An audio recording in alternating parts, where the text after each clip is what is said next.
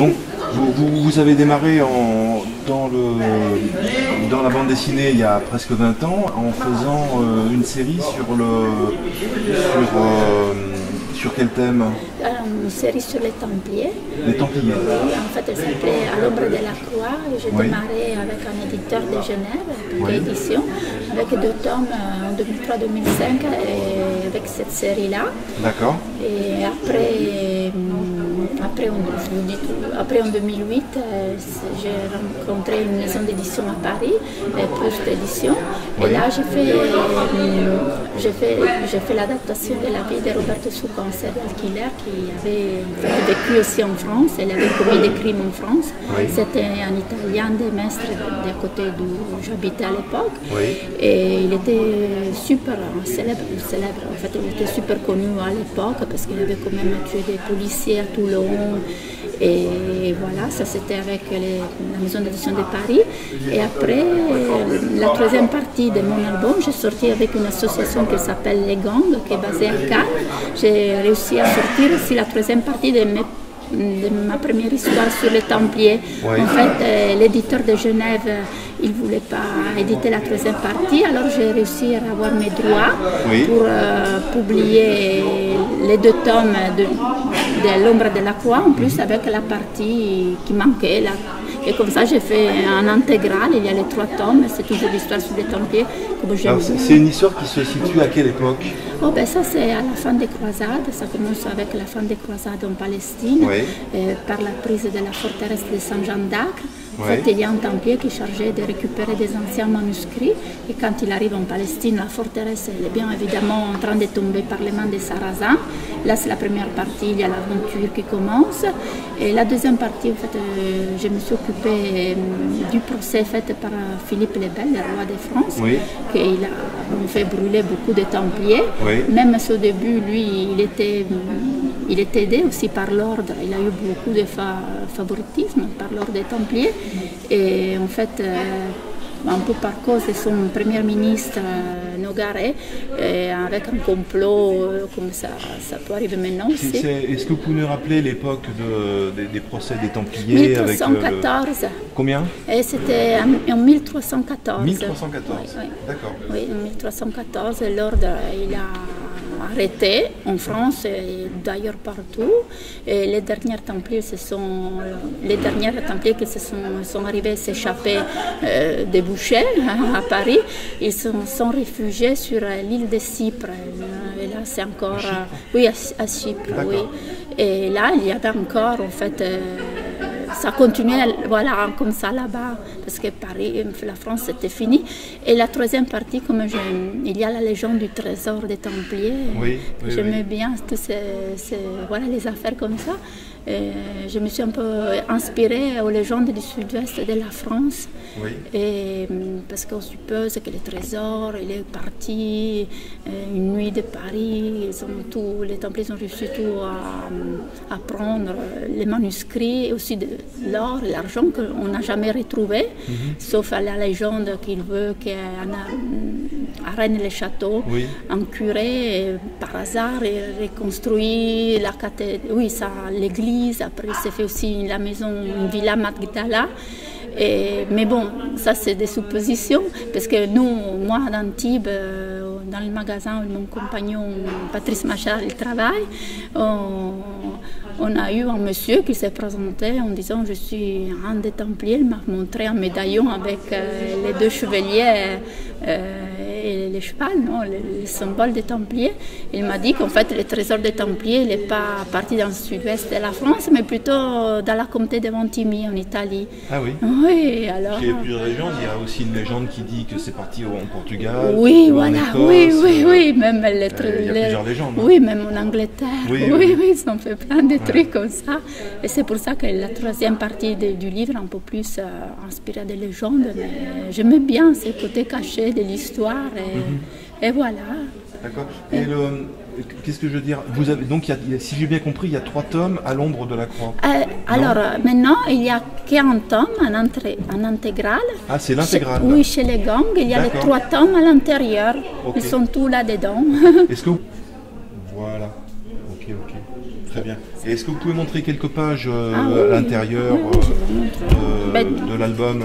La dédicace, si vous voulez, on fait la dédicace. Ça. Oui, oui. Et après, à l'intérieur. Encore un petit peu. Voilà. Parfait. Et après, ça c'est la première partie. Après la troisième partie, il y en a un peu de guerre. Voilà, un peu des Templiers aussi. Voilà. Alors, un peu plus bas. Voilà, comme ça. Parfait. Très bien. Ok, ok. Et donc, quand vous faites vos albums, vous faites tout vous-même, vous dessinez à la main, vous n'êtes pas informatisé. Parce qu'il y a maintenant, il y a deux écoles, l'école de... Oui, je ne suis pas trop douée avec l'ordinateur. D'accord. Et je préfère faire à la main, parce que bon, je suis encore de la vieille école des années 80, j'aime bien main et tout ça. Ouais. Et bon, l'ordinateur, c'est la mise en page. Ouais. Mais vraiment, j'ai plus mal à faire la mise en page plutôt que faire le dessin et tout ça, et l'aquarelle.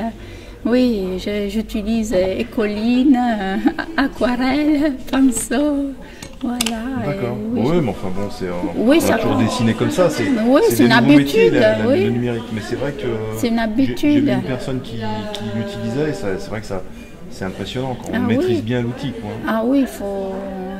Même Photoshop, oui, j'aime pour faire la mise en page, un design, mais j'arrive pas beaucoup. Chacun il a son domaine. Bien sûr, bien sûr. Moi je préférais comme ça la couleur. Et donc la série sur les Templiers, donc qui a regroupé 3 albums, elle est finie ou c'est fini? Oui, c'est fini là, oui. D'accord. Si peut-être un jour je voudrais faire une autre histoire sur les Templiers, je changerai, je ferai une autre histoire. Mais celle-là, elle est terminée. C'est 3. Ok. Et vous allez aborder une autre série, un autre thème en fait, là, j'espère que bientôt ça va sortir Notre-Dame de Paris. J'ai déjà parlé de ça. Oui. Et après aussi un livre pour enfants. Mais pour revenir à Notre-Dame de Paris, c'est un album ou c'est une série d'albums? Alors là, on voudrait faire un album. Oui. C'est 100 pages. Ah oui, 100 pages quand même. Oui, c'est un gros pavé comme ça, oui. D'accord. Et les scénaristes, c'est un scénariste italien qui Donc là, vous travaillez avec un scénariste italien? Oui, j'ai déjà fait le travail. C'est juste, et là, vous avez travaillé aussi avec un scénariste ou vous avez tout fait? Tout fait, D'accord. Là, oui, comme travail complet, oui.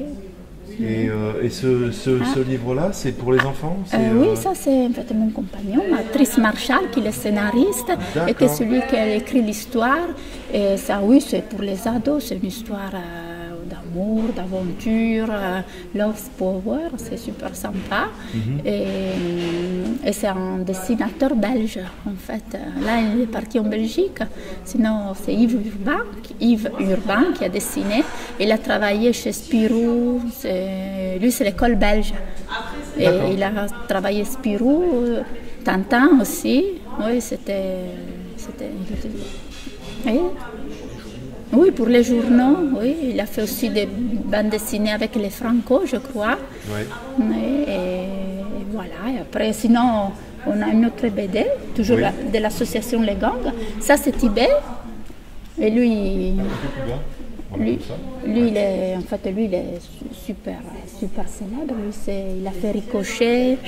Et ça, c'est l'Aldo Rémy. Il a fait plein de séries. Oui. Et en fait... Il était le président d'honneur de l'association, voilà, et il a beaucoup aidé l'association. Et avec l'association, il y avait aussi un prof qui a fait une série, mais on n'a pas l'album ici. Stan Prozac, après il y avait un autre, mais ils ne sont pas là, Nicolas qui est parti ailleurs. Et on était là, malheureusement, on restait que 2, on espère de revenir un peu plus nombreux. Oui. D'accord. Oui, ça. Après, si vous voulez des questions de l'association, c'est lui qui... Vous voulez parler un petit peu Oui, parce que lui connaît... Oui, d'accord. Bon, on va arrêter l'interview ici. Bon, on vous reverra peut-être l'année prochaine. J'espère, oui, j'espère bien. Oui, je serais ravie. Oui. Et donc, c'est édité... chez les Gangs. On peut le trouver où, vos albums? Dans toutes les bonnes librairies. Dans toutes les bonnes librairies, sinon commander chez les Gangs, dans les festivals. Oui. Oui, commander chez les libraires. C'est les Gangs. C'est là. Et pourquoi, si c'est pas indiscret, pourquoi vous avez choisi le titre À l'ombre de la croix? Ah ben parce qu'à l'ombre de la croix, en fait, la croix, c'est la religion, ça représente pour les chrétiens, le Christ, Jésus, la foi. Oui. Mais il faut dire que l'Église, elle a fait beaucoup de trucs qui n'y allaient pas. Et j'ai bien aimé À l'ombre de la croix parce que ça cache beaucoup de choses. Et ça me plaisait ce titre parce qu'en fait, c'était la partie cachée. Et même dans l'ordre des Templiers, il y a plein de trucs qu'ils ont dit, comme l'adoration du Baphomet, tout ça. Je ne sais pas si c'est vrai ou pas. Et c'est pour ça que j'ai choisi À l'ombre de la croix. Ça faisait un peu un doute. C'est pas ni moi, ni blanc. C'est pour ça que j'ai mis ce titre-là. Ok, ouais, mais c'est très judicieux. Très bien. C'est sur ces paroles qu'on va se quitter. Ben, et merci à vous d'avoir accordé cette interview. Ben, merci à vous. Okay.